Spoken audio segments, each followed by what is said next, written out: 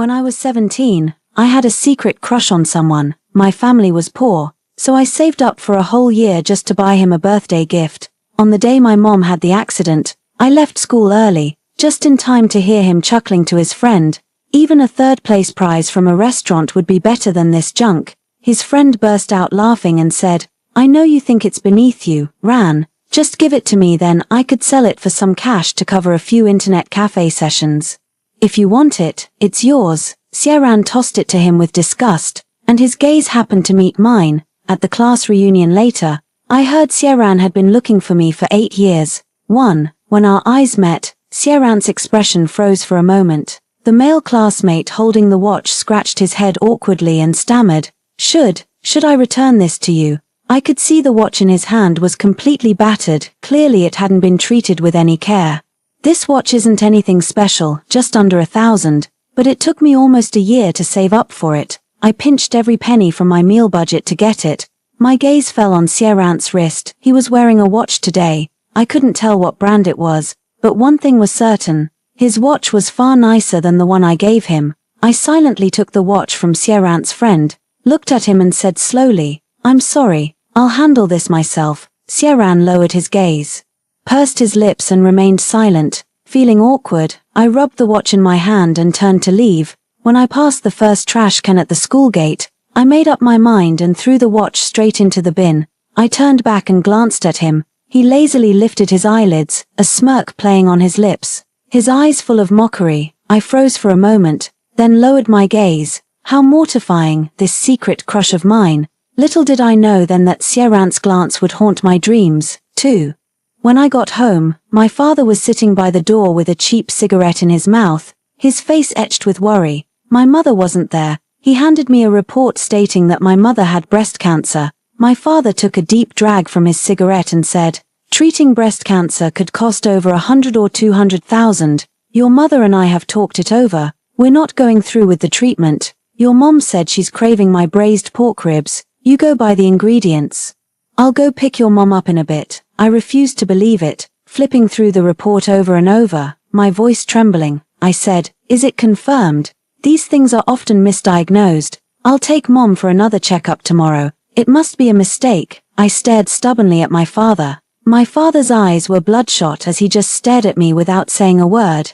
In that instant, tears started streaming down my face uncontrollably. Finally, I sobbed.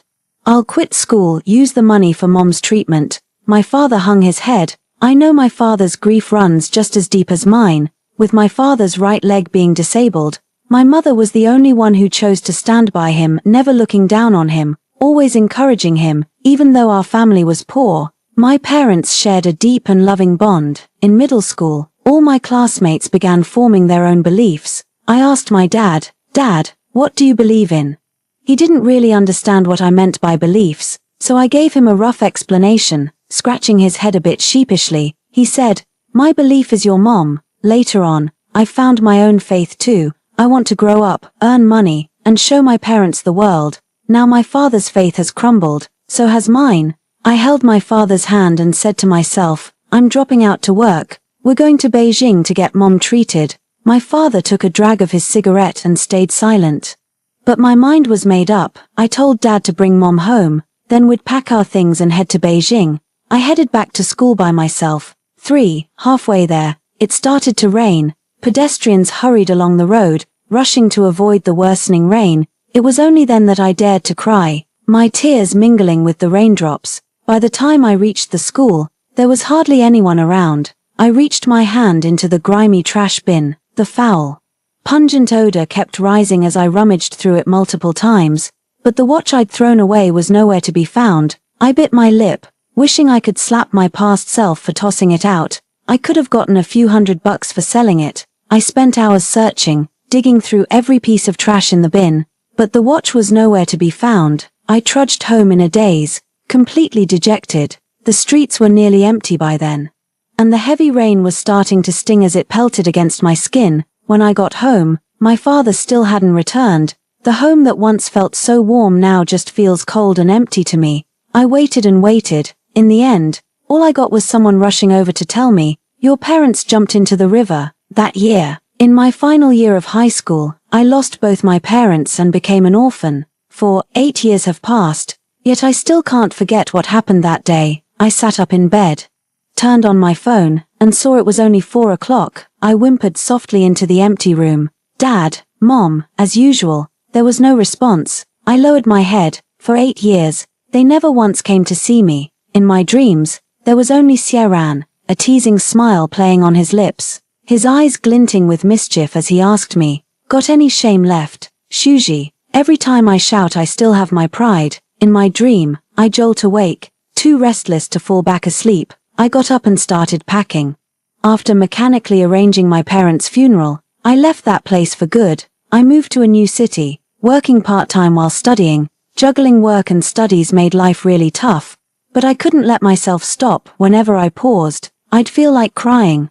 I went to the hospital and was diagnosed with moderate depression. The doctor said I needed someone to help me move forward from that day, but there's no one like that. After being away for 8 years, I've been wanting to go back more and more lately to see the river where my parents jumped. I want to jump in and ask them why they were so heartless. I'm just so tired. Since I had to go back anyway, I didn't mind seeing my old classmates from back in the day, so when the class monitor asked if we were going to the reunion, I was the first to say yes. I hadn't spoken in the group chat for 8 years. I'd also deleted all my classmates, including Sieran, 5. I boarded the earliest high-speed train with a light heart. In 8 years, not a single day has felt more carefree than this moment. Gazing at the scenic views outside the window, I chatted cheerfully with the young couple seated beside me. The girl said, "You have no idea, sis. Chasing him was such a struggle. He had so many girls after him. But I persisted for 2 whole years, and now I'm taking him to meet my parents. You seem so happy too. Sis, are you also heading home? I feel like even the breeze tastes sweet on the way to see my parents." I stayed quiet for a moment, then managed a faint smile and said, "Yeah, I'm going home too, going home, to see my parents." I whispered the rest so softly that only I could hear it, but those words filled me with quiet delight. "Soon, I'll be seeing Mom and Dad." I hummed a cheerful tune the whole way. I went straight to the venue our class monitor had booked after getting off the high-speed train, 6. By the time I arrived, most people were already there. The moment I stepped in, the room fell silent. I took a seat by the door without a word to anyone. I wiped the smile off my face. The class monitor adjusted his glasses, breaking the silence. "Shuji, you're here." I nodded. Juyu, a girl who'd never gotten along with me, clicked her tongue sarcastically. "Well, if it isn't Shuji, the top student who's hardest to invite. Just looking at your face kills my appetite. I'll probably eat one less bowl of rice. Someone should warn Sieran not to bother coming today." No one ever knew why I dropped out, but they all knew about my crush on Sieran and the gifts I gave him. The girl sitting next to Juyu tugged at her sleeve. The class monitor frowned and said, "That's enough. Sieran has been searching for Shuji for 8 years. Telling him would only make him happy." Juyu chuckled and said, "Sieran is so kind-hearted. Who knew you had to apologize for not liking someone? After searching for 8 years, all he wanted was to apologize to Shuji. Is it wrong to not like someone? Everyone knows Shuji transferred schools because Sieran embarrassed her. You make it sound like Sieran actually had feelings for her. Doesn't Sieran already have someone he likes? I heard she's a perfect 10, rich, beautiful, and sophisticated.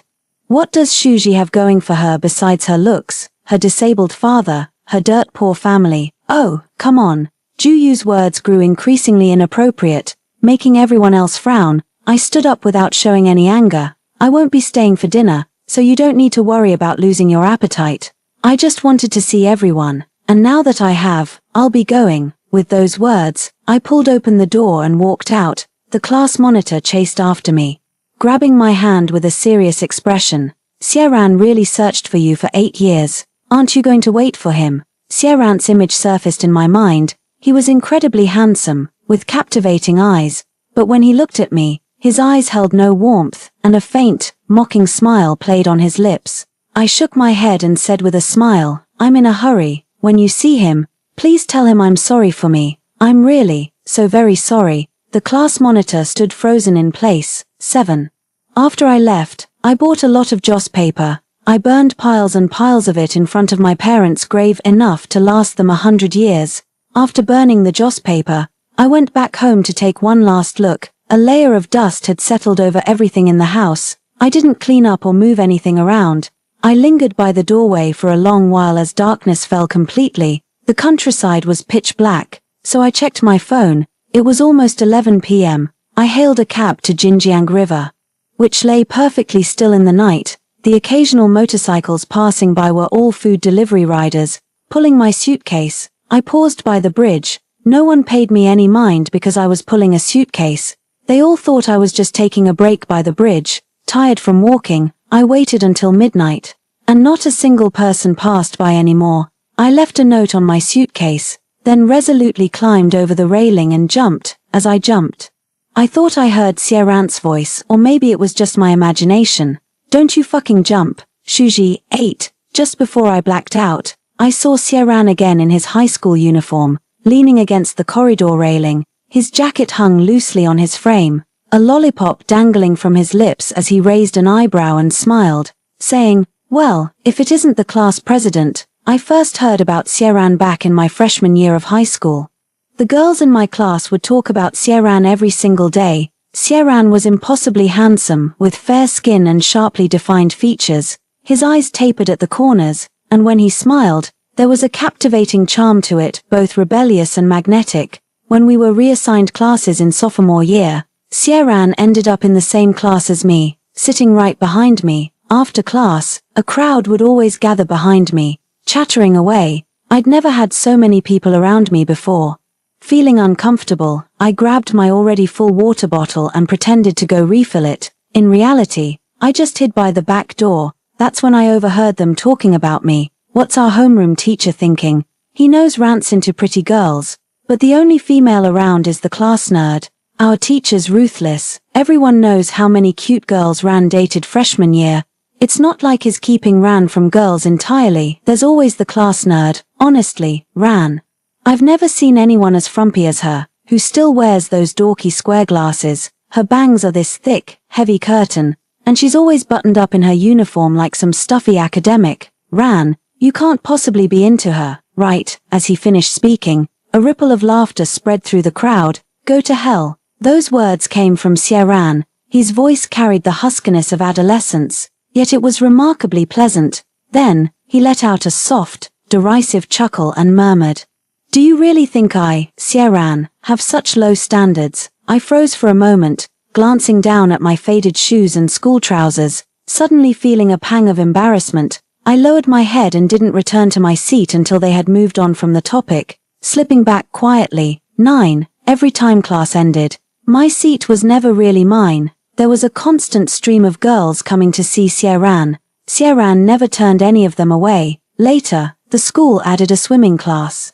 We had to order swimsuits, which cost 180 yuan per set. Before the bell rang, the teacher instructed me, "The class monitor will collect this money." Juyu let out a soft chuckle, raised her hand and asked, "Teacher, everyone knows Shuji's family is poor. Isn't it inappropriate to entrust the money to him?" My hands were clenched a bit too tightly. Juyu and I never got along in 10th grade, and to my surprise we ended up in the same class again in 11th grade. It's not like we had some major feud, she just couldn't stand me, plain and simple. Believing it's better to avoid unnecessary trouble, I was about to tell the teacher to just forget it. Just then, a pair of elegant hands with well-defined knuckles suddenly appeared before me. "Here you go, class rep." I looked up to see Sierran gazing down at me, his captivating eyes leaving me momentarily stunned.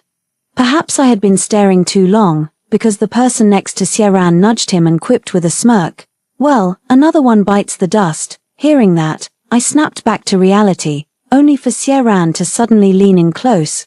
My pupils dilated as he flashed a roguish grin and whispered by my ear, "I know I'm handsome, but class rep, you're just not my type." I lowered my gaze, took the money from his hand, then turned to meet his eyes and nodded softly as I said, "I know."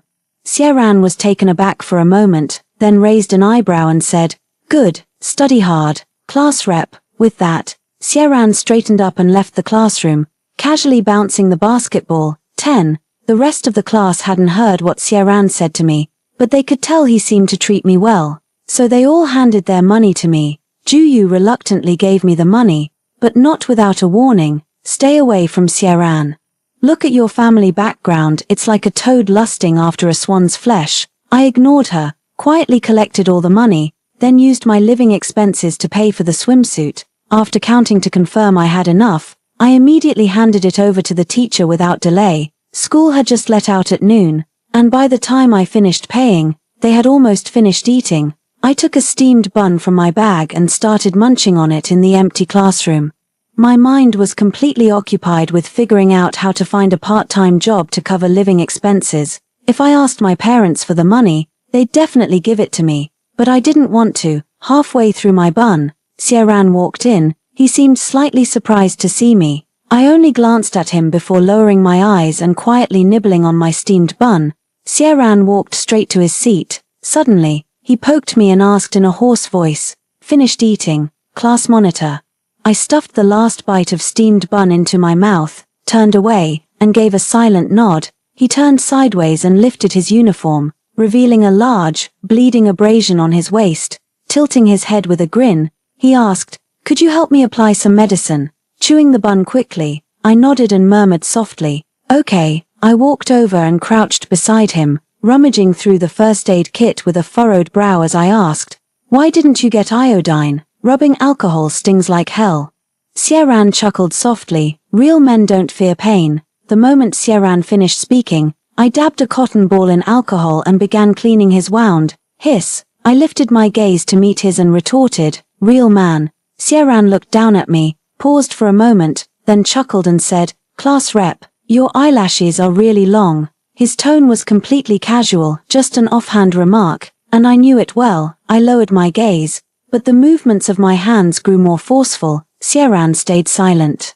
But his abdominal muscles were rock hard, a clear sign he was in agony, unable to bear it any longer. Sierran gritted his teeth and said, "It really hurts. Be gentler." I paused mid-action and instinctively blew a soft breath toward the wound.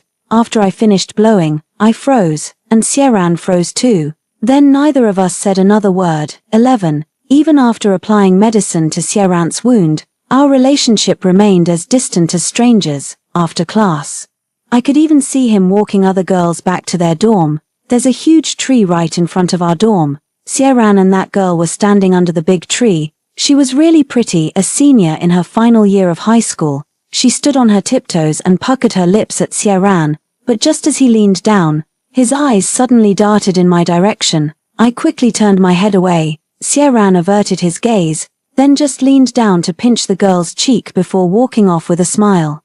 For some reason, I always found myself paying extra attention to Sierran. Lying in my dorm bed, I thought it over and finally came to the conclusion that I really like his face. Just looking at him was enough for me. Later, when I happened to see Sierran walking with another girl, I would quickly go somewhere I couldn't see him, or I'd walk far behind, not even lifting my head.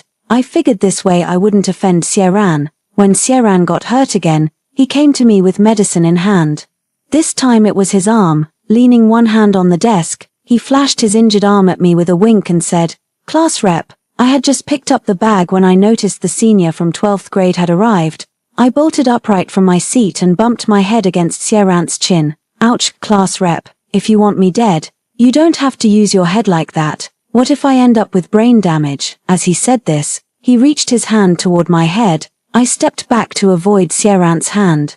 Seeing the senior approaching, I hastily bowed to Sierran before darting off. Sierran remained where he was, his expression unreadable. 12. The swimsuit arrived just in time for the first period swimming class this afternoon. Everyone changed into their swimwear. I'd never worn anything so revealing before, so I threw a jacket over my swimsuit. Whoa, damn, Rant's got legs for days. Hearing that voice, I turned my head to look around, then the voice spoke again, dripping with astonishment. Holy crap. It's the class monitor. Only then did I realize they were talking about me. I nervously tugged at my clothes. My eyes met Sierran's, and I instinctively gave him a quick once-over. The tight swimsuit clung to his sculpted abs, revealing a classic V-shaped torso with broad shoulders tapering to a narrow waist. Though he seemed visibly irritated, I lowered my head. Of course, Sierran never liked me, and probably hated me watching him. During roll call, the teacher frowned at my glasses and said, "Haven't you gotten prescription swim goggles?" How do you expect to swim like this? Don't you have any common sense? Juyu chuckled and said, You're absolutely right, teacher. Her father's a cripple, her mother never even finished elementary school, and their family's so poor they can barely put food on the table. How would she know you need special goggles for swimming? While appearing to explain on my behalf, Juyu was actually laying out every detail of my family's circumstances. The teacher looked surprised, then fell silent for a moment before saying flatly, If your myopia isn't too severe, you could take off your glasses. Juyu raised her hand again. Teacher, she's a top student who reads every day, how could her myopia not be severe? At that moment, Xieran made an impatient TSK sound and said, Do you have to be so loud? Shut the hell up. Juyu flushed with embarrassment, but didn't dare talk back, lowering her head in silence. 13. The teacher didn't bring it up again. I only took my glasses off when getting in the water. With my severe nearsightedness, I kept to myself on the side, terrified of bumping into someone. Try as I might to avoid it, I ended up colliding with someone during practice, without my glasses. I couldn't even keep my eyes open underwater, so when I surfaced, the first thing that caught my eye was a set of well-defined abs. I quickly apologized. Sorry, are you okay? After apologizing, I looked up to see who it was. My eyes met a face with a faint, ambiguous smile. Class monitor. My eyes widened, and I lost my footing, plunging straight into the water. Just then, a hand yanked me up. Gasping for air, I stared at the blurry figure of Xieran, my chest heaving. Xieran leaned in closer, studying my face carefully before saying with a laugh, Class rep, do you have some kind of weird taste in aesthetics? What do you mean? What I mean is, Xieran leaned down and whispered in my ear, I take back what I said about you not being my type. I froze, my ears turning crimson almost instantly until my whole face burned with discomfort. Breaking free from his grasp, I scrambled awkwardly to the pool's edge, slipped on my trusty glasses, and let out a long, relieved sigh. After scanning the entire pool area, I realized Xieran was nowhere to be seen. The blush faded from my cheeks, and my heartbeat steadied. Don't believe him, Xieran's just teasing you. I was warning my former self, but she couldn't hear me, and I woke up. 14. I scanned the room. It was sparsely furnished, just a computer desk, a gaming chair, and a PC. My clothes had been changed, so I didn't die after all. I forced a wry smile and stumbled out of the room, only to find a girl lounging on the sofa watching TV. In my dazed state, I casually grabbed an apple from the table and started munching on it. This seemed to be her place. She must have been the one who saved me. I was just about to thank her. She stood up with a furrowed brow, her expression instantly darkening as she demanded, Who are you? And why are you in Xieran's house? I froze. What did she just say? She said this is Xieran's house. Seeing me stunned, she crossed her arms and walked up to me. Hey, I'm talking to you. What are you doing at Xieran's place? And why are you sleeping in his room? The girl's face darkened, her eyes flashing with possessiveness. I lowered my gaze and said, I don't know him, but he saved me. You're his girlfriend, right? Please thank him for me. I'll get out of your way. You'd better leave now. I walked over to the suitcase in the corner. As I stepped out, I wasn't looking and bumped straight into someone. It felt like hitting a wall. My head was throbbing. I pressed a hand to my forehead and looked up to apologize, but my pupils dilated the moment I recognized Xieran's face, and I instinctively took 2 steps back. Xieran hadn't changed much. The only difference was he'd shed his youthful aura, becoming more mature and compelling. Holding groceries in one hand, his gaze shifted to my luggage-clutching fingers as he let out a derisive chuckle. What? Planning another river dive?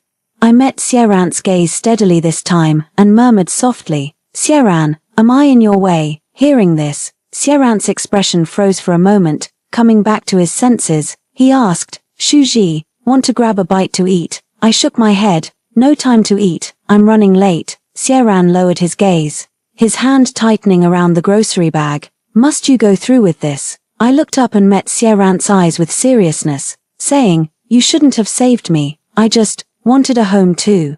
A flicker of light passed through Xieran's eyes. Then I continued, a home with my parents in it. My father's a cripple. My mother's ill. The kind of family you'd avoid at all costs is the very one I've been yearning for day and night. Xieran fell silent. 15. As I was walking away, Xieran grabbed my arm and said, Shuji, I'm getting married. I paused, let out a soft sigh, and said, "Oh, really? Congratulations.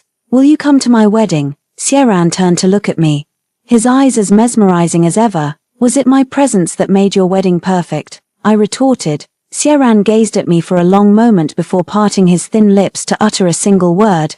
"Yes." I flashed him a smile and said cheerfully, "Let's do it then. No regrets." "When?" "1 month from now, alright." I promised Sieran and rented a place here for a month. Back in high school, I thought Sieran had feelings for me too, so I saved up for what felt like forever to buy him a watch. But it turns out it was all just wishful thinking on my part. It was an embarrassing secret crush. Now that Sieran is getting married, I'll personally put an end to my youthful infatuation and this chapter of my life. 16. Late the next night, Sieran knocked on my door. When I opened it, the strong smell of alcohol hit me. It was raining, and he was soaked to the bone. Sieran pulled me into a tight embrace, burying his face in the crook of my neck. Instantly, I felt a warm dampness spread across my skin. Sieran leaned close and whispered by my ear, "Shuji, I've been searching for you for 8 years, yet you never left a single clue. Do you hate me that much?" Sieran's voice carried a hint of grievance, his words slightly slurred. I turned my head away and said, "Sieran, you're drunk." Sieran straightened up and produced a wristwatch. I froze for a moment. This was the watch I'd thrown in the trash years ago. I found it. "Please don't throw it away again." I looked down and murmured, "It's nothing valuable. You should just let it go." Sieran's breathing grew heavy as he suddenly gripped my chin, forcing me to look up. His eyes blazed with intense possessiveness. The next instant, his kiss came down hard, his voice husky and words slurred. "Shuji, I regret it. I shouldn't have gotten jealous." My eyes widened in shock. Just as I tried to pull back, Sieran tightened his arm around my waist, holding me firmly against him until our bodies were pressed together. Sieran's tongue pried my lips apart, thrusting deep with relentless force as his hands pinned me in place, leaving no room for retreat. Slowly, deliberately, he saturated my senses with the scent of liquor, a burning, feverish heat. 17. That kiss I'd fantasized about all through high school was finally happening in this moment. I stared at Sieran with an impassive face, then suddenly broke into a smile and said, "Sieran, sleep with me. How can anyone keep taking without giving anything in return? In high school, you teased me like I was some performing monkey. But even monkeys get tired, they need a little reward to keep going. Don't you think so, Sieran?" Sieran furrowed his brow, reaching out to gently brush aside the stray hairs by my cheek as he murmured, "Shuji, you're not well. Come with me to see the doctor tomorrow." "Alright." Sieran's tone was impossibly gentle. I tilted my head and noticed the girl following behind Sieran. In the falling rain, she stood quietly behind him. It felt unfamiliar at the time, but now I remember, she and Sieran inhabit the same social sphere. They've grown up together since childhood. However, she doesn't know me, nor is she aware of any girls connected to Sieran. 18. Ever since that swimming lesson, Sieran seems to have flipped a switch. He's always teasing me now. While we were doing exercises, Sieran leaned against the window, snatched my workbook, and quipped, still hitting the books, "Class rep." I stammered, "The exam, it's coming up." Someone nearby said with a laugh, "Ran, why do you always tease the class rep? Look, you've made her all nervous." Sieran raised an eyebrow and leaned in to look at my face, saying as he did so, "Let me see."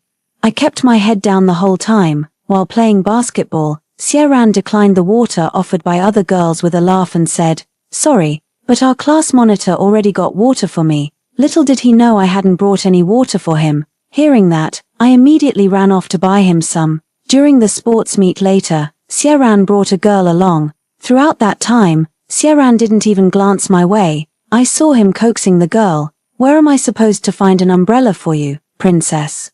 Can't you just soak up some sun for a bit? That girl has fair skin and is quite pretty." I silently offered her my umbrella. Without even looking at me, she said, "It's way too ugly. I'm not using it. Someone else can if they want." Sieran tossed the umbrella to me and said, alright, if you say no, then no, I won't go play basketball." "Okay, you won't get sunburned now, Your Highness." This was the first time I'd ever seen Sieran try to placate someone. 19. Shuji.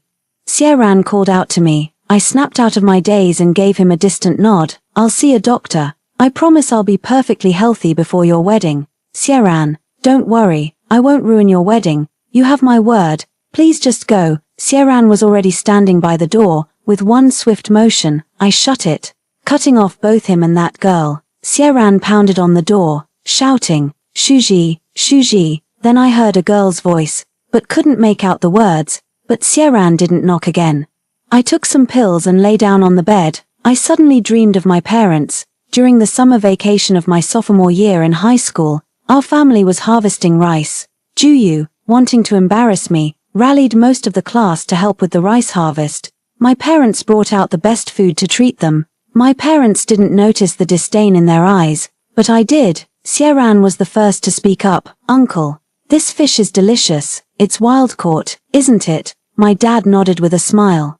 That's right, the river's full of them. I've got a few more in my tank that you can take home. Sieran thoroughly enjoyed the meal, and after eating, he went straight out to help harvest the grain. 20. Since he didn't know how, I taught him. He pinched my cheek with a grin and said, Shuji, you're so capable. After saying that, he quietly got to work. The others couldn't keep up after a while and started doing other things. Seeing this, I dashed to the corner store and bought a big bag of ice pops. I brought them back and handed them out to everyone.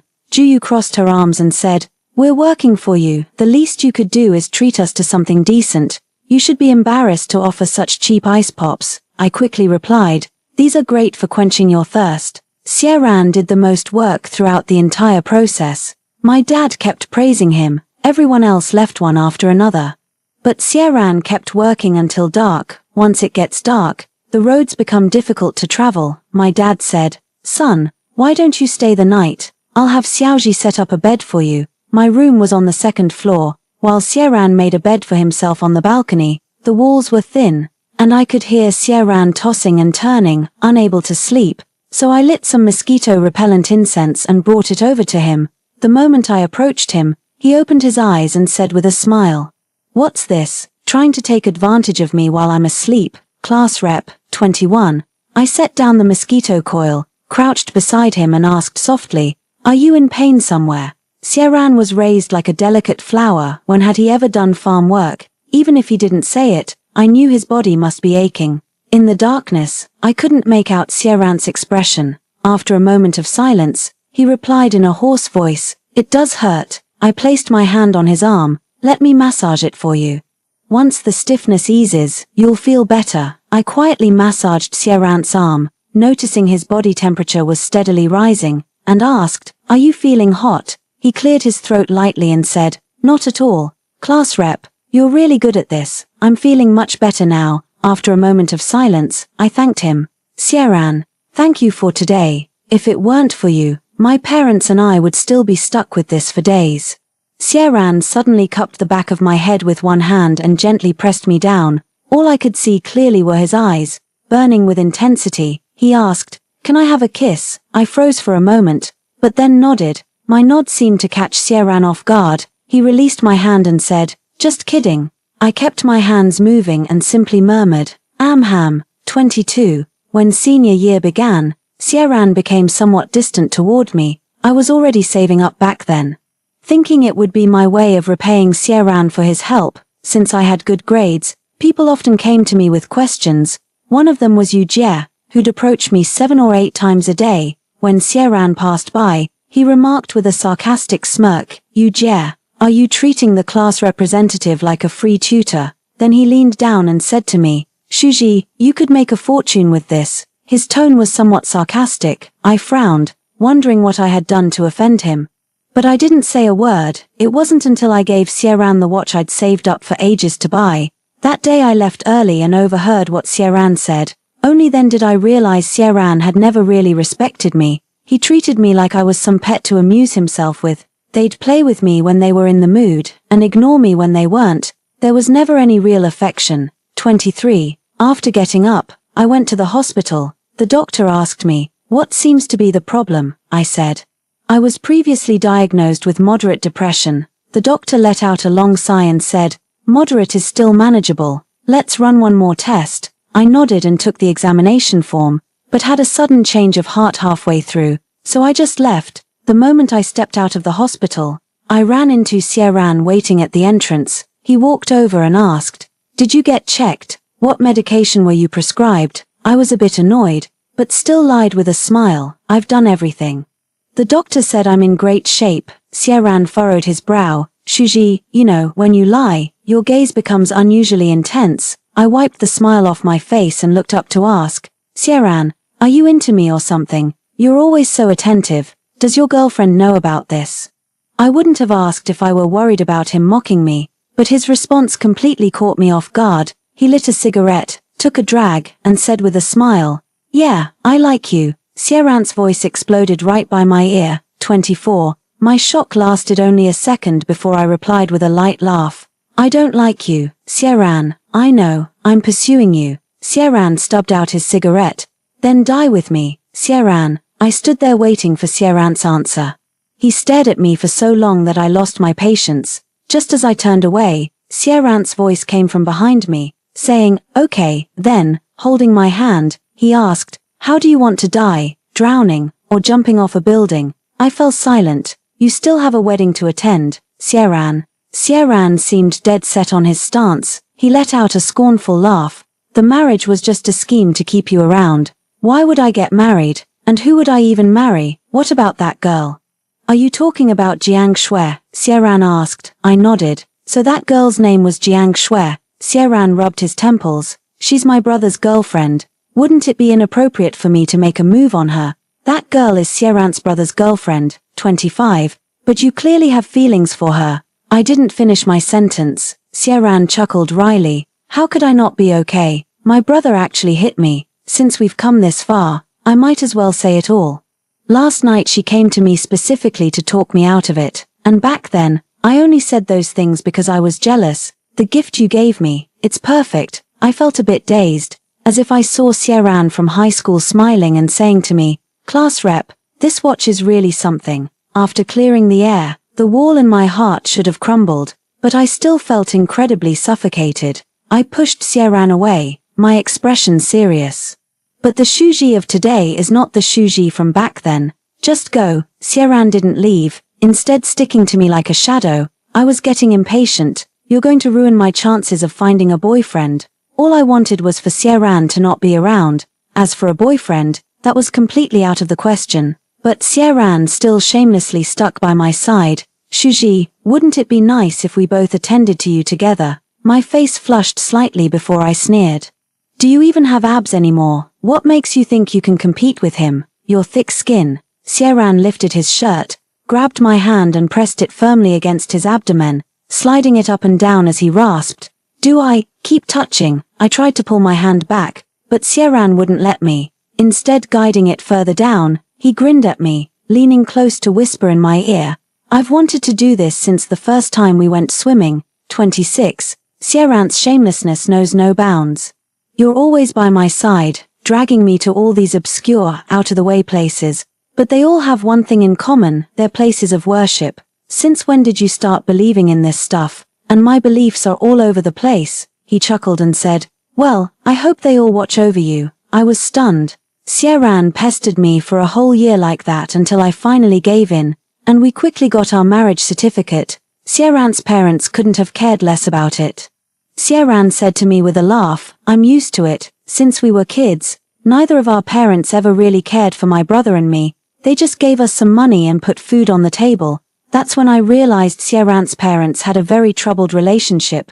His father had a mistress on the side, and his mother had her own lover too. Their marriage exists in name only. They would have divorced long ago if not for the company. Fortunately, Xieran still had his brother. 27. After that, I spent every day happily with Xieran. There was plenty of laughter, but deep down I knew my illness hadn't truly improved. I went for a checkup in secret. The doctor said it's severe depression, and it's been going on for a while. I've been experiencing severe somatic symptoms, but I've been hiding it all from Xieran. When I woke up after unintentionally overdosing on sleeping pills, Xieran was keeping vigil by my bedside with red-rimmed eyes. He nuzzled my hand and whispered, "Shuji, you're not allowed to die." While Xieran was out getting food for me, Jiang Shui showed up. She stared at me with clenched fists and let out a cold laugh, saying, "Shuji, Did you know Sierran's older brother passed away during his final year of high school? Even if you pity Sierran, could you please not throw your life away? He never mentioned it, I said softly. Jiang Shui turned her head. He's always thinking of you, doesn't want your pity, wants to heal you, but who's going to heal him? He's always been this foolish. At this moment, there was affection in Jiang Shui's eyes. Jiang Shui had fallen in love with Sierran. I looked at her and asked, "You'll help him heal, won't you?" Jiang Shui's expression turned serious as she looked me in the eye and said, "If I could have, you wouldn't have been in the picture these past 8 years. He only sees me as his sister-in-law. Shuji, you're the only one for him." 28. After hearing Jiang Shui's words, I committed myself fully to the treatment. The initial results were hardly noticeable. Sierran knew, but he kept it to himself. Late at night, after checking if I was sound asleep, Sierran kissed my forehead and whispered, "Shuji, if it gets too hard, just let go, I'll come join you." I kept my eyes shut, my eyelashes fluttering uncontrollably. Sierran held me close, stroking my back over and over to comfort me. That night, both Sierran and I seemed to have reached the same conclusion.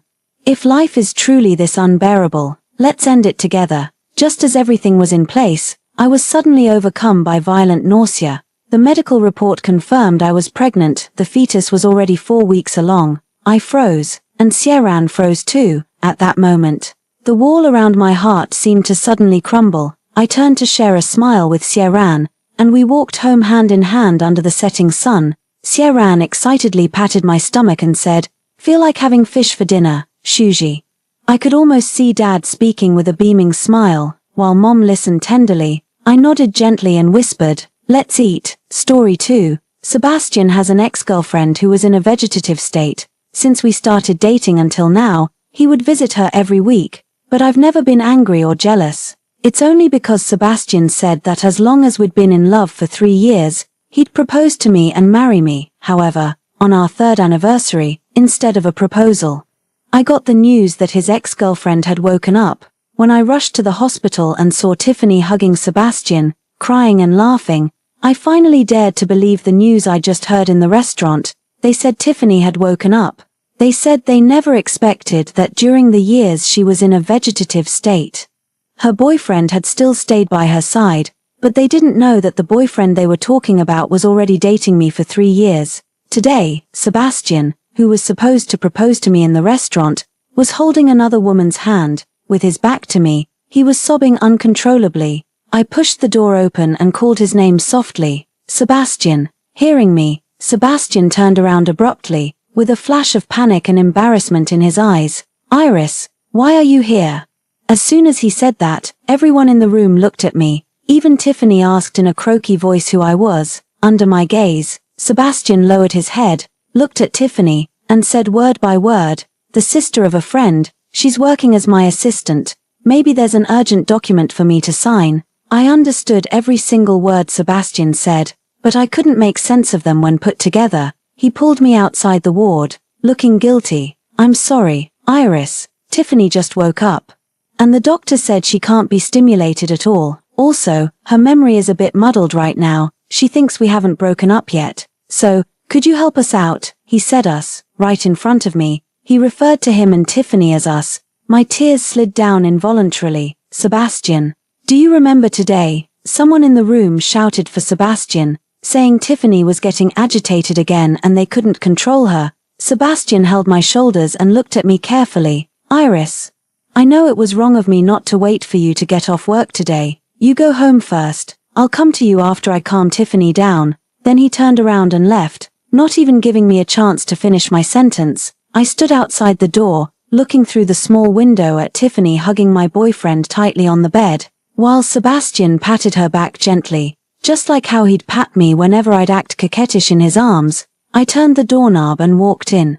I wanted to tell them that Sebastian was my boyfriend now. We'd been together for 3 full years, and if it weren't for this accident, Sebastian would have proposed successfully. But before I could open my mouth, an aunt came out and pulled me away from the ward. She said she was Tiffany's mom and that she knew I was Sebastian's current girlfriend. Tiffany woke up at noon and kept asking for Sebastian. We told her she'd broken up with Sebastian, but she didn't believe us and almost fainted.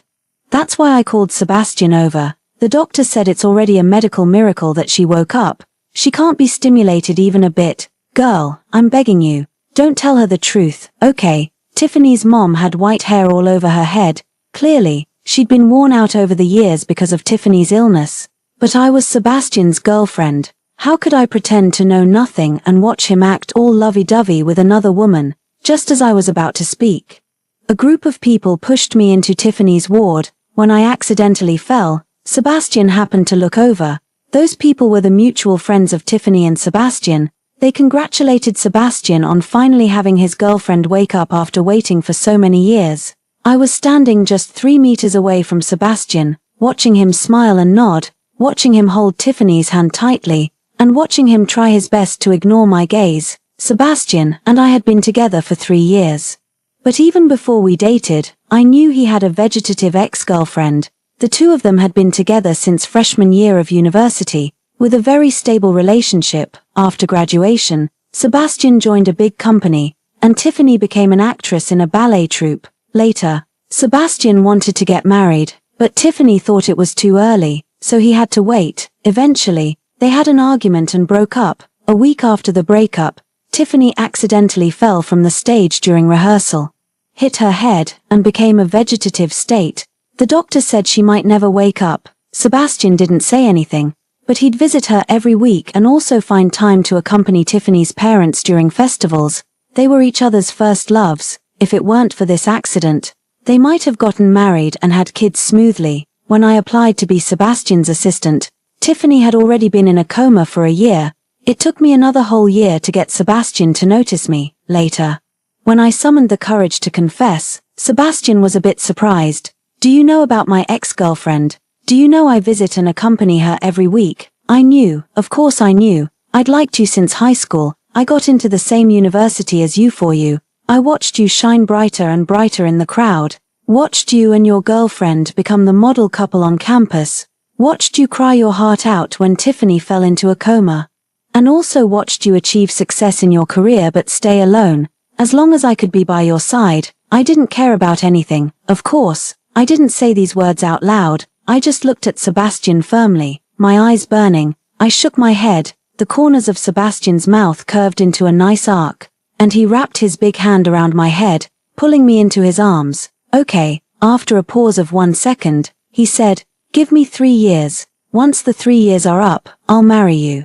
After we started dating, Sebastian was very good to me. He was gentle, considerate, and had a stable mood. He'd take me to meet his family and friends, and he'd always look at me with loving eyes. So I never doubted that we might not get married. I think I'm going crazy. I left the hospital and went to Sebastian's home, rummaging through all his drawers and cabinets, but whether it was receipts or ring boxes, I found nothing. I then rushed to his office, but still couldn't find any trace of his planned proposal. A colleague who was yawning and getting ready to leave work was surprised to see me in Sebastian's office. Mr. Sebastian is so dedicated. Instead of staying with his newly woken up girlfriend, he's still thinking about work. The colleague said as he walked away, no wonder Mr. Sebastian has stayed away from women all these years. He was saving himself for his vegetative girlfriend. I slumped into the chair and opened my phone. There were news everywhere about Sebastian's unwavering devotion and how he'd waited for his girlfriend to wake up. Sebastian and Tiffany got together in university. Tiffany was good at dancing and was the campus beauty, quite famous online. Sebastian was a top student. When they were together, all the classmates on campus were crazy about them. After graduation, Tiffany joined the ballet troupe, and Sebastian started his own business. Their relationship grew deeper instead of fading.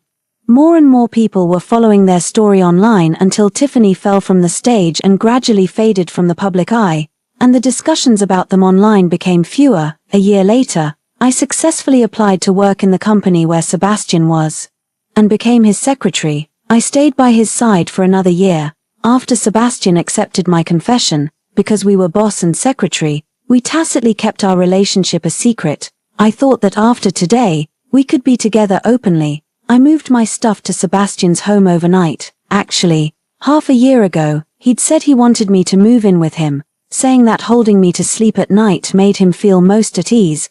But I thought having sex was one thing, and living together was another. So I refused. Sebastian was a bit disappointed but didn't force me. Anyway, you know the key and the password. You can move in whenever you want to surprise me. The next day at the company, another secretary of Sebastian asked me in confusion, "Did you offend Mr. Sebastian?" He specifically asked me to handle the work arrangements and contact him these days. Just this one sentence. But I couldn't figure out what the key point was. Was it that I wasn't allowed to contact him? Or was it these days? I called Sebastian frantically, but no one answered. I ran to the hospital, and Tiffany was gone too. The doctor said that Tiffany's boyfriend had checked her out of the hospital and decided to take her to a different environment to help her recover faster. I started calling my former high school classmates to ask about Sebastian's whereabouts. At first, they asked who I was. I said I was Iris. And it took them a while to remember that there was such a classmate in high school. Sebastian took Tiffany on a trip, right? He said he'd make up for the wasted years with her. They're as romantic as in an idol drama. By the way, Iris, there's a class reunion next month. Remember to come. We couldn't reach you in the past few years. After hanging up the phone, I looked around blankly, feeling extremely strange. How could Sebastian bear to go on a trip with another girl without saying a word? He was the most trustworthy person. He even kept his word to the most withdrawn me in high school. Why was he being so cruel to his soon-to-be proposed girlfriend? In high school, because no one in my family took care of me, I often wore ill-fitting clothes and sometimes didn't have enough to eat. I was often ridiculed by my classmates. So I became more and more self-abased and often huddled in the corner to study alone, and Sebastian was like a little son in the class. He was handsome, sunny, gentle, excellent in academics, and great at sports. I fell in love with him like all the other girls, but differently. While they dared to create all kinds of opportunities to talk to him, I only dared to watch him with my peripheral vision. The first interaction was when his basketball hit my head. Sebastian kept apologizing to me, asking me to forgive him, but I didn't blame him at all, so there was no need to forgive. Seeing that I didn't speak, he felt even more guilty. "How about I buy you breakfast tomorrow? What class are you in?" The joy that had just risen was extinguished by him. He didn't even know we were in the same class. At that time, the girls in the class were into wearing star-shaped hairpins, which were very pretty. I summoned the courage and said, "How about you give me a star-shaped hairpin?" I stuttered through the words. Sebastian smiled, his eyes brighter than the stars. My heartbeat drowned out everything around, including what Sebastian said, but from the shape of his mouth, I could tell he said yes. Sebastian didn't come the next day. He took 3 days off, supposedly to go take an exam, but unexpectedly, the first thing he did when he came back was to put the star-shaped hairpin in front of me. "Sorry, it's late. So, I'll give you some candy." Sebastian opened his palm, showing a handful of small candies wrapped in shiny wrappers. Those candies sweetened my whole high school. During the years I was with Sebastian, he kept every promise he made to me, whether it was postponing a meeting to go shopping with me as we'd planned long ago, or going home with me to visit the church during New Year's Day. So when he said he'd proposed to me, how could I not believe him? 1 week later, in the middle of the night, I woke up when I heard the door open. I'd been sleeping in the living room these days, just waiting to rush over as soon as there was any movement. The door opened, and it was indeed Sebastian outside. "Why are you in my home? Who let you in?" Sebastian's question extinguished the surprise I'd felt. I opened my mouth, watching Tiffany beside him affectionately holding his arm, smiling brightly, watching his eyes full of panic and annoyance. I didn't know how to explain. Suddenly, Tiffany covered her chest and gasped for air. Sebastian got visibly flustered. He grabbed my arm and yanked me out of the room. "You go first. I'll explain to you later." The door that slammed shut shattered all my expectations and fantasies. The message Sebastian sent me 5 days ago now seemed like a joke. I'm sorry. Give me time. I'll definitely give you the proposal you want." I clutched my heart. Suddenly, I really wanted to rush in and ask Sebastian if Tiffany knew about this message when he sent it. Why didn't he tell her? Was it something shameful? But was it his dirty thoughts that were shameful, or was it my shady identity? I sat outside in a daze, scenes of me and Sebastian in this place over the years flashing through my mind like a slideshow. There was the time when he was drunk and I sent him home, and he pinned me at the door, kissing me passionately. There were also the times when we carried groceries home, chatting and laughing as we opened the door. and the time when he was sick at home and I couldn't reach him, so I rushed over with medicine and porridge, worried sick. Back then, every day, I'd fantasized about the two of us going in and out of this door, growing old together, evolving from the passionate phase to a relationship of mutual support. But I'd never imagined that one day, he'd bring another woman in and kick me out. The door opened suddenly. The soft light from inside spilled out, shining on me. I was waiting with teary eyes for Sebastian to give me an explanation, but he, carrying the unconscious Tiffany, rushed past me in a panic and into the elevator. Sebastian, he didn't even see me. I followed Sebastian to the hospital and asked the nurse at the front desk what was wrong with the girl who'd just been carried in by a man. The nurse asked me what my relation to them was. Swallowing the bitterness, I said, friend. The nurse said Tiffany had been severely stimulated and passed out. Your male friend said your friend who fainted was a vegetative patient who just woke up. Vegetative patients are very fragile mentally, so you must take good care of her. If she gets too much stimulation, it could be very dangerous. After coming out of the hospital and getting into the car, I couldn't hold back anymore and burst into tears. On one side, I'd lost Sebastian, whom I'd secretly loved for so long. On the other side, Tiffany might lose her life if she got more stimulation. What was I supposed to do? Just as the car started, Sebastian's call came in. I couldn't wait to answer it, but before I could adjust my emotions, I heard his merciless scolding. Iris, I never thought you could be so vicious. You knew Tiffany couldn't be stimulated right now. Why did you do this to her? I murmured. What did I do? There are your things all over the house.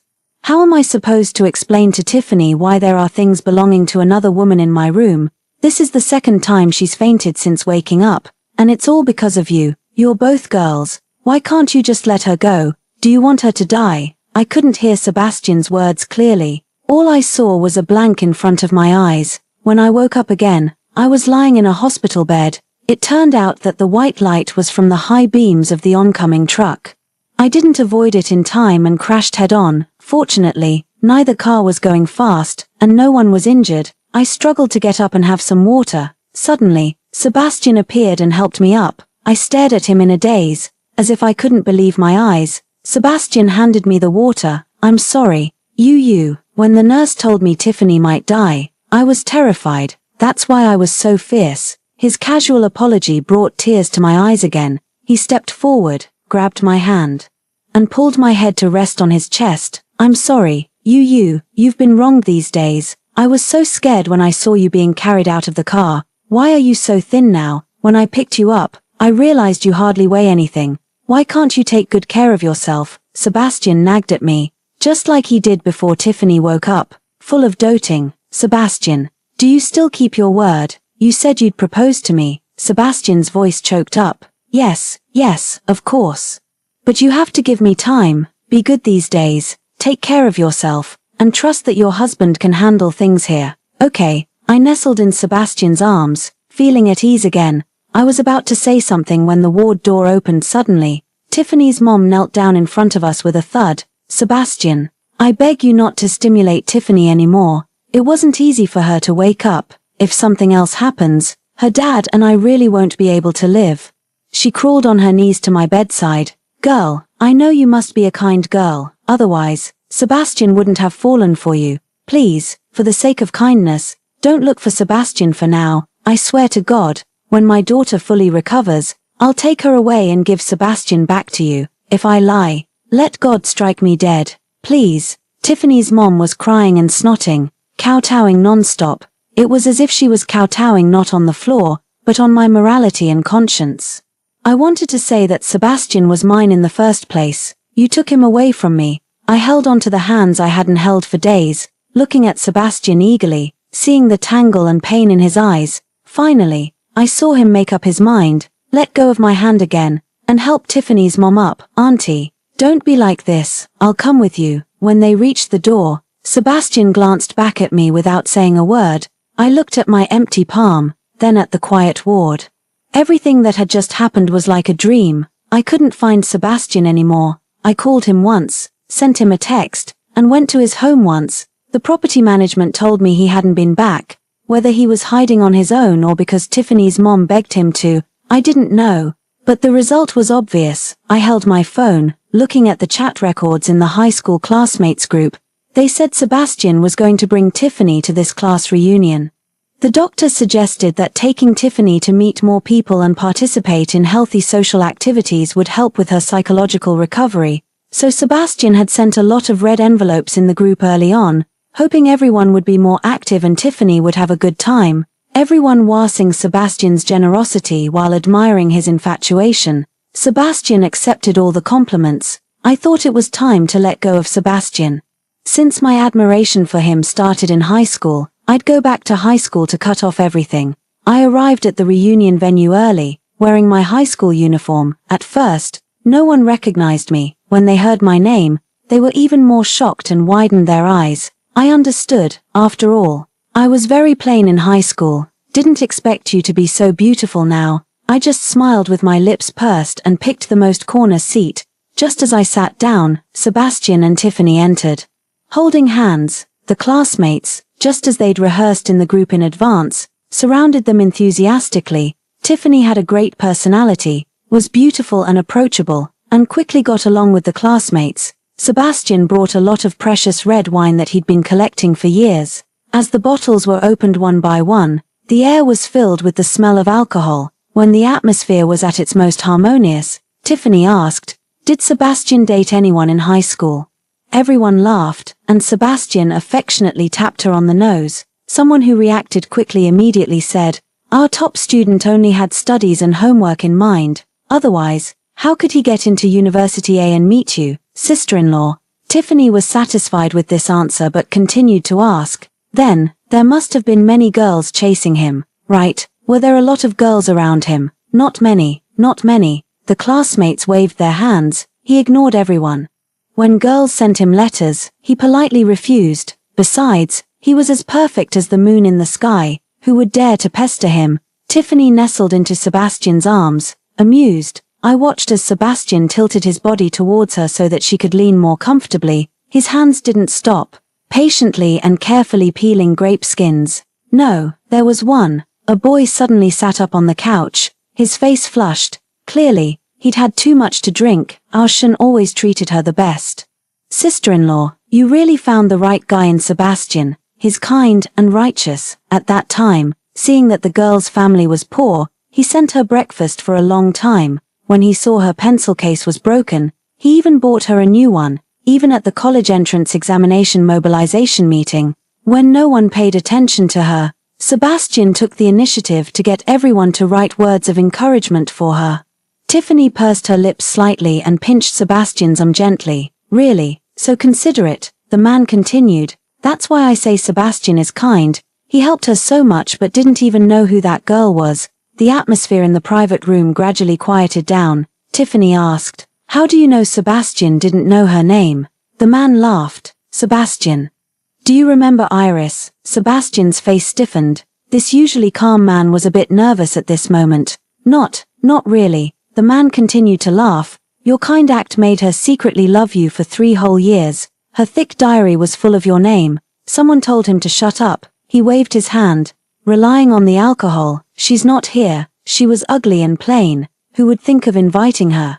Otherwise, think about it now, if anyone can remember what she looked like." "I'll do a handstand and drink toilet water right away." Under the gaze of the few classmates who knew I was coming to the reunion, I took off my hat and stood up. "I'm Iris. I'm here. Go drink the toilet water." I walked straight towards Sebastian. As his pupils trembled violently, I slowly said, "Mr. Sebastian, can you remember me? In sophomore year of high school, I asked you which university you wanted to go to. You said University A. I said, if I also got into it, could we keep in touch in the future? You said yes. Later, when I saw you again, you already had Tiffany by your side, so I didn't approach. The next time we met was 4 years ago, at the interview for Shin's secretary group. You said I was excellent and hired me on the spot. You thought I was just an ordinary interviewee, but you didn't know that it took me 5 years to see you again. A year later, you accepted my confession. You said, after 3 years of dating, shut up. Sebastian interrupted me in a flustered and angry way. You'd marry me. But unfortunately, on the 3rd anniversary, Sebastian threw a wine glass filled with red wine at me. The red wine was cold, but not as cold as his eyes. Tiffany woke up, and you went to her. Get out, get out. Sebastian came to push me, but Tiffany stopped him. Let her finish. Since Tiffany woke up a month ago, as your girlfriend, I've had to live in the shadows like a mistress. I couldn't show up in front of you or tell others that I was your girlfriend. Watching you two have happy, high-profile, and sweet interactions in front of the whole world. Sebastian, can you remember me now? The whole private room fell into a huge silence. Tiffany's face turned pale, and she stared blankly at Sebastian. Sebastian didn't dare to look at her, nor at me. So the man I'd loved for so long also had such a cowardly side. If you really can't remember, forget it. I don't care about you anymore, Sebastian. I really look down on you. Listen carefully. I don't want you anymore. I turned around and left, not wanting anyone to see me cry for Sebastian. This month, I'd been obsessively looking for him and missing him, but he pushed me away time and time again. Finally, it exhausted the remaining love I had for him. When I got downstairs, a group of people rushed out in a panic. Tiffany had fainted. Before my brain could react, someone grabbed my neck. Sebastian, with red eyes, said in a sinister tone, "Iris, if something happens to Tiffany, you'll be buried with her." Tiffany's condition was very bad. After this fainting spell, she was directly admitted to the ICU. Among the classmates who went with them, someone secretly started a live stream. Sebastian stood there motionless. When someone went to comfort him, his eyes were out of focus. Some netizens said, "I finally have a clear concept of what being in a daze means. How much love does one have to be like this? Please, God, give me a Sebastian. Sebastian is so nice. Why does Tiffany keep fainting?" A nurse friend of mine said that Tiffany has only been awake for a month but has fainted 3 times already. Rumor has it that there's a crazy stalker who's beening Sebastian for years. She thought Tiffany was dead and she could take her place, but Tiffany woke up. So she made up lies and showed up in front of them multiple times to stimulate Tiffany. So pitiful, what a vicious thing. Brothers, let's find out who she is through human flesh search. I'll deal with her. I didn't look at the following messages. Soon, there was a knock on the door, food delivery. I stiffly opened the door, and a basin of scalding hot pot soup came at me. I screamed, covered my face, and crouched down, but got even more hurt. Several people kicked me while cursing.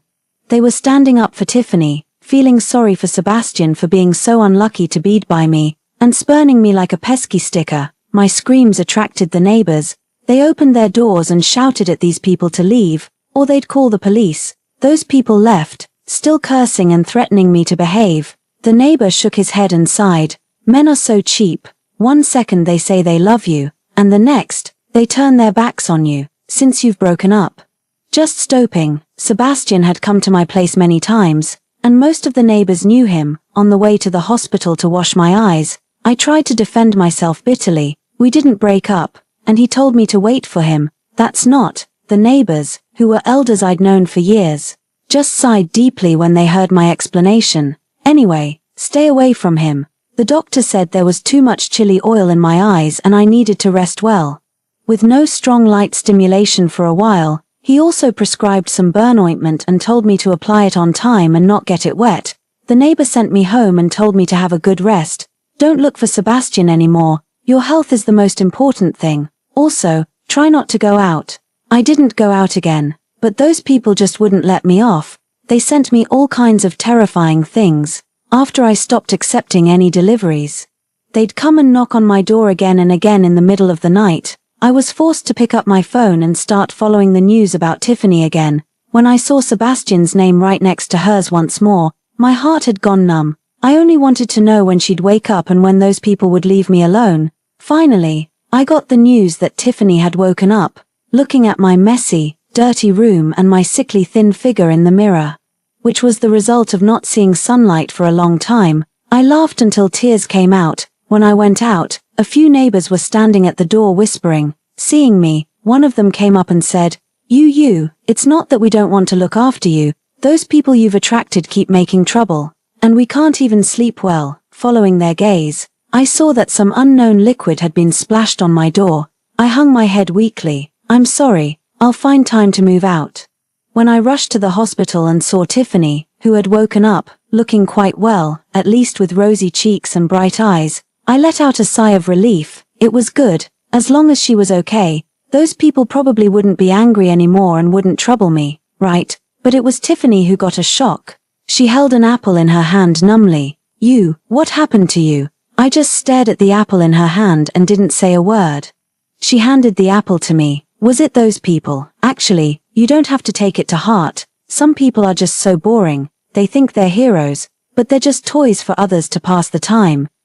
Just cheer up. I gobbled up the apple. For the first time, I found that the apple, which I'd always hated, tasted so sweet. What did you call me here for, Sebastian? Was he really going to propose to you? Tiffany asked in a faint voice, and I could only stay silent.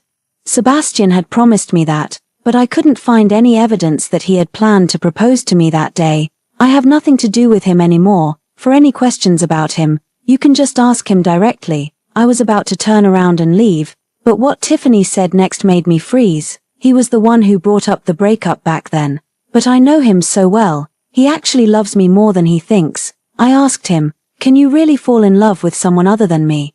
Guess what he said? Tiffany curled her lips, looking at me like I was a clown. Suddenly, I didn't want to hear the answer. I wasn't interested in what they'd said as a couple. Seeing that I wanted to leave, Tiffany said it before I could move. Sebastian said that as long as he could get along with someone for more than 3 years, it didn't matter who he married. It's just such a pity. You were just 1 day short of 3 years. I admit, I was enraged by Tiffany's words.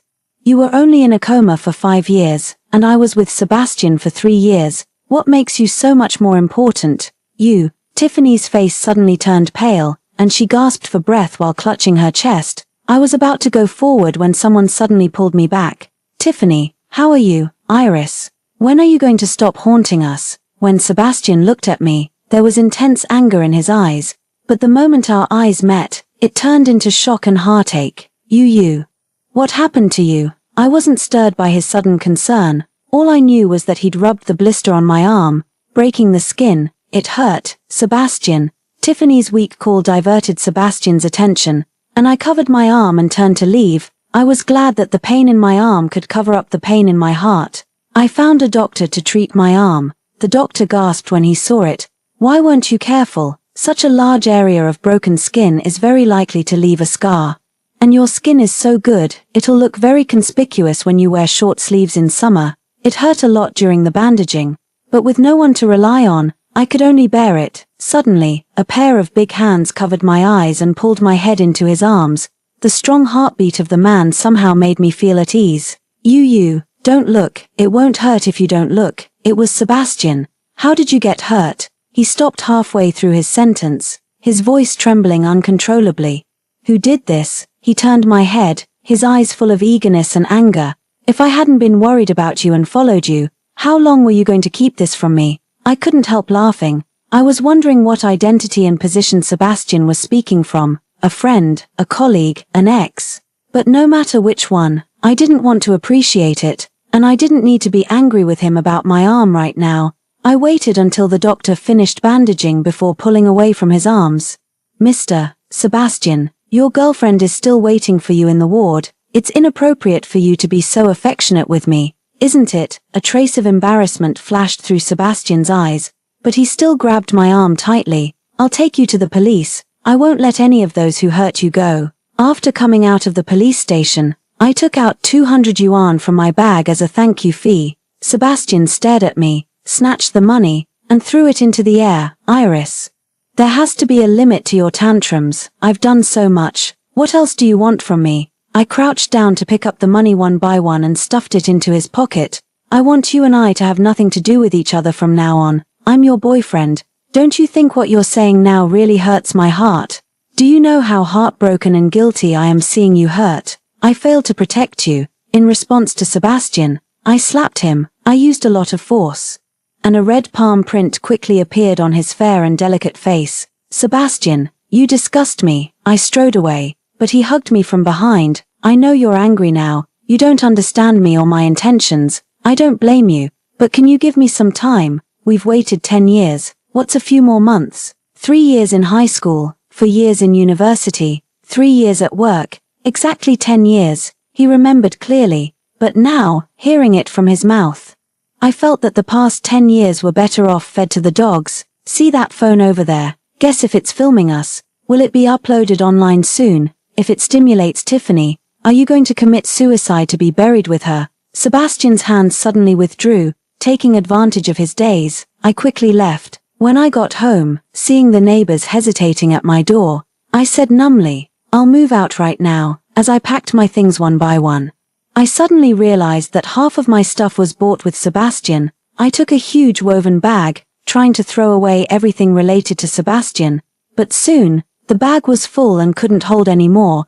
It turned out that getting rid of him completely wasn't that easy. When I slumped on the floor, something in my pants pocket poked me. It was a diamond ring. Only then did I realize that when Sebastian said he wanted me to wait a few more months, when his hand moved to my thigh, he wasn't trying to take advantage of me but to give me the ring. It was so ridiculous. Even the belated proposal was so sneaky. I simply packed some of my own things, left the ring under the doormat where we used to put the keys, and dragged my luggage away. Looking at the busy street, I suddenly felt extremely wretched. The boy who'd affected my emotions since high school could still turn me back into a mess with just a few light words and glances after more than 10 years.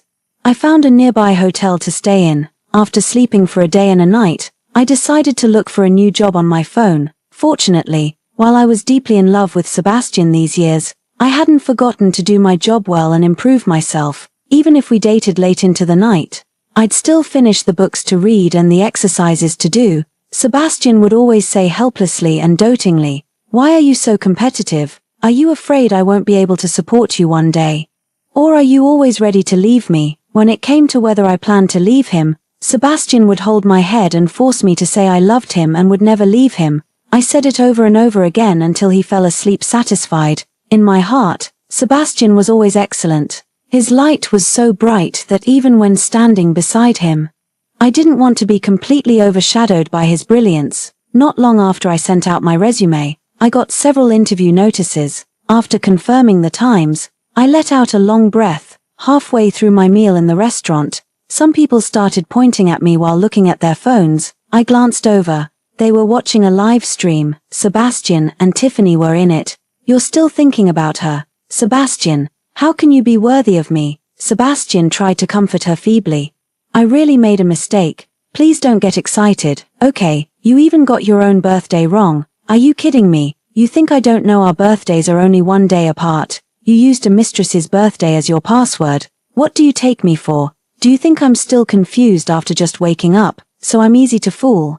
Tiffany's aggressiveness attracted many passers-by to watch, and then they realized that many people were recording with their phones. Sebastian's face gradually darkened. "She's not a mistress. We broke up before your accident. Tiffany, you're also a girl. Is it really okay to smear another girl's reputation like this?" Tiffany widened her eyes in disbelief. "Breaking up is normal, isn't it? We broke up so many times, and you begged for reconciliation so many times. If it weren't for my accident, we'd have gotten back together long ago, all these years. You took care of me and my parents because you still had feelings for me. As for her, she's just a toy for you to pass the time." Sebastian was so angry that his chest heaved. He said unreasonable and walked away. Just before leaving, he got a call, express delivery. "Okay, I'll go back right now." I stopped paying attention to the stares and comments around me and started running. That express delivery was sent by me to Sebastian. What I sent was my high school crush diary.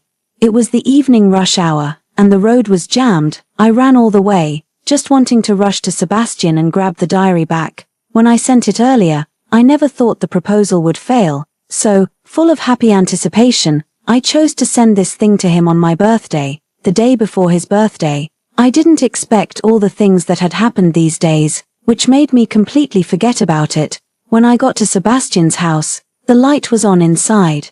But I knocked for a long time before he slowly opened the door. His eyes were red, as if he'd been crying. So, he loved Tiffany so much that he'd hide and cry alone. I turned my face away and stopped looking at him. "I accidentally had a courier sent here. Please give it back to me." After an unknown period of silence, I looked at Sebastian in confusion. He was holding the opened diary, the one full of my girlish feelings. I tried to snatch the diary back, but he pulled it away. If I wasn't wrong, the open page had a wet mark, as if it had just been wet. Yours. Sebastian's eyes were deep, and I couldn't tell what he was thinking. Yes, I'm sorry. I subconsciously wanted to apologize, since I was determined to leave him completely. This diary was no longer something that could add to our happiness. Instead, it was garbage that I wanted to bury and keep from anyone. I've read it, every single word. Sebastian's voice was very soft, but it felt very heavy on my heart. I gasped for breath, clenching my fists. How dare you read my stuff? If there was only one person in the world who couldn't read it, it had to be Sebastian. Sebastian looked at me quietly and shed tears. There was heartache, guilt, and relief in his eyes. The emotions in his eyes were so obvious, but I couldn't understand them. Why was he showing such an expression to me, who had already broken up with him? The next second, he gently pulled me into his arms. I'm the one who should say sorry. I didn't expect that I'd let down such a simple and loving girl. I was too selfish. I only thought about how to soothe Tiffany's emotions but forgot that you were my girlfriend, the one who should be cared for and protected by me. Iris, I'm wrong. Can you give me another chance to propose to you? The last ring was prepared before. This time, I'll definitely get a better one. Okay, I didn't understand. He wanted to propose to me. But what about Tiffany? I thought this and asked it out loud. Sebastian's arms around me paused for a moment, and then he seemed to make up his mind. Since we separated that day, I've completely let go of her. All these years, caring for her and her parents was just out of old friendship. As for what she said and did after waking up, it was also at the request of her parents. I couldn't bear to see those kind old people lose their daughter. So, you don't like Tiffany? Of course not, Sebastian blurted out without hesitation. As soon as he finished speaking, Tiffany rushed over from the side. She raised her hand and slapped Sebastian twice. Sebastian, you scumbag. While they were pulling at each other, I picked up my diary that had fallen on the ground and slipped away secretly. Sebastian called me and wanted to chase me, but Tiffany clung to him so he couldn't get away. He sounded anxious, asking me to wait for him. Iris, did you hear me? Iris, of course I heard him, but there was no way I'd wait for him. 3 days later, I got the new job. I moved out of the hotel and found a new place to live near the company. Someone called me. It was my former neighbor. What's going on between you and Sebastian? He has a new girlfriend, but is still waiting for you downstairs every day. We told him you'd moved out, but he didn't believe us. He stood there from morning till night, saying he'd wait for you to come back. The new tenant wanted to move in, but he wouldn't let them. He even beat up the landlord. Old Lee couldn't take his punches and kicks. We couldn't stop him until we told him you were cyberbullied at home because of him and Tiffany and kept being harassed. Then he stopped. Poor old Lee, with a bruised face. I don't know what happened to Sebastian. Where is Sebastian? He's been arrested by the police. Why? Didn't the police contact you? I thought Sebastian didn't dare to let the police contact me. I opened the crush diary. On the page that Sebastian had teared on, I wrote about how Sebastian saved me from a school bullying. Those days, Sebastian's extra attention made some girls jealous, and they dragged me to the back of the small playground to bully me. But before it started, Sebastian, who was on duty, showed up. He was always kind and innocent, even when those girls were fiercely grabbing my clothes. He just thought we were playing around and even kindly reminded us to go back to the classroom quickly because it was going to rain soon. After he left, the girl in charge reluctantly let me go. Thanks to Sebastian, you're safe today. At the end of that page, I wrote, Sebastian is like a savior, saving me from despair again and again. He is the warmest and brightest existence in the world. It's him who makes me always believe that there is the purest beauty in this world. But now, he betrayed me, wavering between me and his ex-girlfriend, and finally even resorted to violence against an innocent old man. He is far from a savior. When I saw Sebastian again, he was waiting for me downstairs at my current company. When he saw me and was about to come forward, he just stood there, not daring to move. It was because I was arm in arm with a tall, handsome man, and our intimacy was obvious. There was no need to ask about our relationship.